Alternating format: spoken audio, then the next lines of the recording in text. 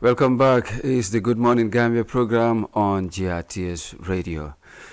We begin this edition of the Good Morning Gambia with educational matters because the Ministry of Basic and Secondary Education is rolling out a new teaching innovation, mainstreaming of effective intervention strategies in school, Mbsse program. So, what does this learning tool signifies for early graders in Gambian schools? Well, to examine how the pilot scheme is boosting literacy and numeracy in school, you are now joined live in the studio by focal person of Mbsse in Region 1, Mr. Antuman Nying, and a pedagogy leader, Mr. Lamin S. Barrow, together with a subject matter specialist in the person of Fatu Bojang of Serakunda Lower Basic School, now aiming to make our audience recognize the importance of the innovation. Good morning to you all and welcome to Good Morning Gambia program on GRTS Radio. Good morning. Good morning. Morning. Yes, first, Mr. Nying, what does Mbsse program aims to achieve, especially to our lower grades? Thank you very much, Mr. Barrow, for welcoming us. Actually, like he introduced us, I am Mr. Antuman Nying, Senior Education Officer from the Regional Education Directorate 1, and also the Mbsse Regional Focal Person. Actually, Mbsse, as he rightly said, is simply mainstreaming effective intervention strategies in schools. And the aim is actually to strengthen foundational learning in literacy and numeracy. Looking at the current trend when it comes to learning at the basic, where we talk of foundational learning, we want to strengthen students' reading ability and then their ability to do numeracy in regards to basic calculations in mathematics. So basically, this is the aim, to ensure that the students know how to read and also do basic calculations at their level. Yes, Mr. Nying, how does this scheme change the attitude of young pupils in numeracy and literacy?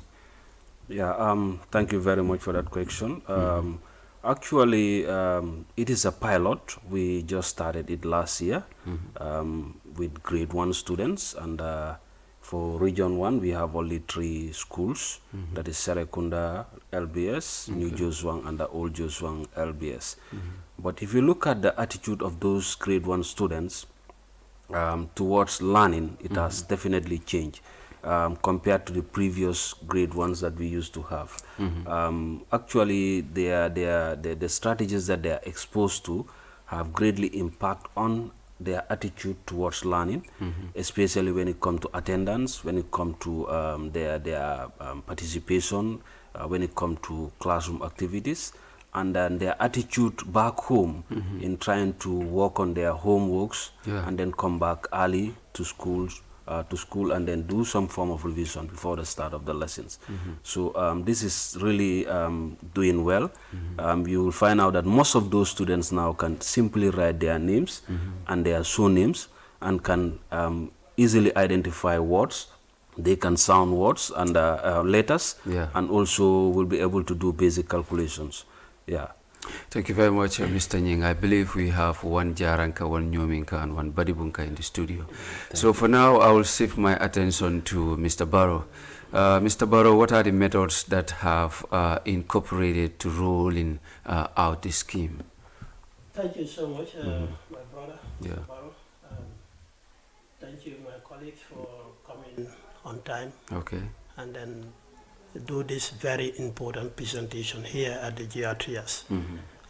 So far, this, the strategies, most of the strategies we are using right now were strategies that were tested and they were approved, and there are great evidence that when used them anytime at the lower grade, there will be a boost in the learning outcome.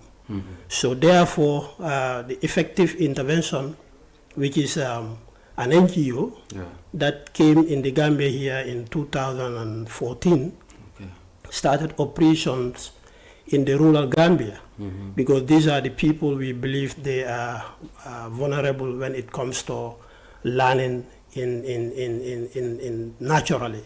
So this is why effective intervention decided to go down to the rural area to test this approach. And we have a scripted lesson.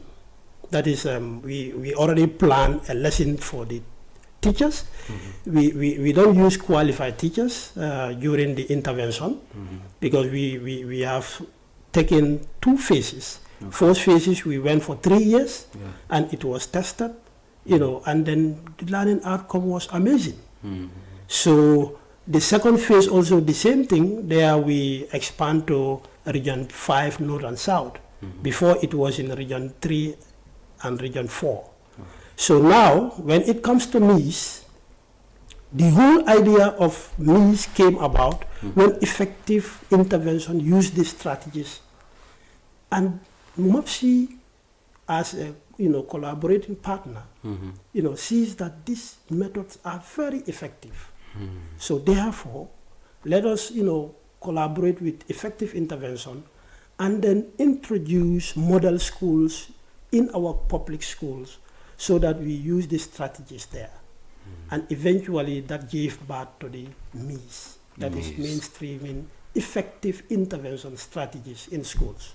Yes, Mr. Barrow, tell me more, or tell us more. What are some of the diverse ways in which teachers can deliver the learning approach? Very good. Now, these diverse ways are, first and foremost, we build capacity of the teachers. Okay. Because we know continuous capacity building definitely help teachers to keep improving. We also did capacity building for the head teachers, cluster monitors, and other stakeholders. From there, we also did a rigorous monitoring and supervision at every level of the program. Every level, there is a team that will be supervising it, whether it is a training or whether it is a capacity building, whether it is in the classroom teaching. There are special people that are monitoring every step of what they are doing. From there, we have a provision of adequate teaching and learning materials. Learning cannot take place properly if there are no, proper, teaching and learning material. So this is why those areas are also there systematically. We also have a system of assessment of children, because you cannot improve the learner if you don't know the weak areas. So therefore, we are going to test them. This testing goes on termly, mid-term, and end-line. So all this assessment will be judged, and at the end of the day, there will be some strategies that can help them to improve. Again, we also have regular review meetings of teaching and learning process and implementing feedback. Normally, every 1 or 2 months, we gathered all the teachers together and other stakeholders where we review what we have done. We look at the strengths, the weaknesses, and we suggest way forward. So that is also done regularly. We also have a community mobilization where we engage the communities.